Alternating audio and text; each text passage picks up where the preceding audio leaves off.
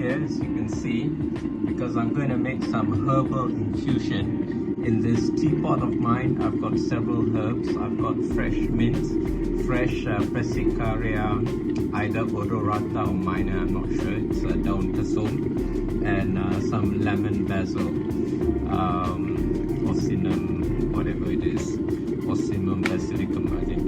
Anyway, the water's just boiled now. I'm going to pour it in here and let it steep. And I've also got a pinch of dried rosemary. This started a few days ago when I found out that you can make an infusion of kesum, and so I just taking it to the next level by adding other herbs as well. Okay, mint of course has been used in infusions for a long time, and so is rosemary.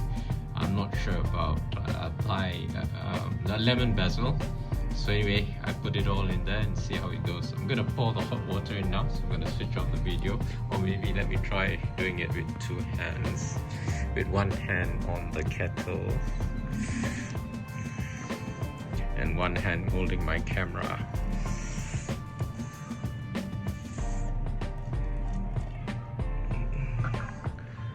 Okay, my glass is steamed up, but I think there's insufficient water in there. So I'm gonna boil some more water and add it up.